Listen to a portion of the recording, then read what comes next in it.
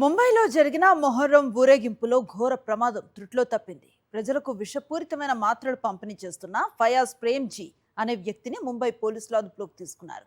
బైకుల్లా ప్రాంతంలో నిందితుడు ఇచ్చిన మాత్రలు తీసుకున్న సుమారు 12 మంది తీవ్ర అస్వస్థతకు గురి కావడంతో పోలీసులు వెంటనే స్పందించి అతన్ని అరెస్ట్ చేశారు. 15,000 మందిని చంపటమే లక్ష్యంగా పెట్టుకున్నాడు ఆ వ్యక్తి. ముంబైలోని రే రోడ్డులోని రెహమతాబాద్ శ్మశాన వాటిక సమీపంలో అషూరా ఊరేగింపులో పాల్గొన్న జన సమూహాన్ని లక్ష్యంగా చేసుకున్నాడు ప్రేమ్జీ అనే వ్యక్తి. పెయిన్ కిల్లర్స్ అని చెప్పి విషం నింపిన మాత్రల్ని పంచాడు. రోగ నిరోధక శక్తిని పెంచుతామని కూడా నమ్మించాడు. ఈ మాత్రలు మింగిన 12 మంది తీవ్రమైన కడుపు నొప్పి, వాంతులతో హాస్పిటల్లో చేరారు. వెంటనే రంగంలోకి దిగిన పోలీసులు మాత్రలు సరఫరా చేసిన ఫయాజ్ను అదుపులోకి తీసుకున్నారు. నిందితుడి నుంచి 14,900 టాబ్లెట్ స్టాక్ను స్వాధీనం చేసుకున్నారు. అయితే అప్పటికే అతడు భారీగా టాబ్లెట్లు పంచినట్టు గుర్తించారు.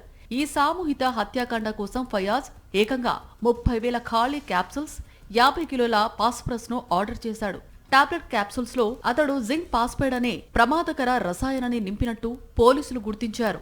3 మహిళా వాలంటీర్లు నిందితుడి ప్రవర్తనను అనుమానాస్పదంగా గమనించి ఒక మాత్రను తుంచి చూశారు.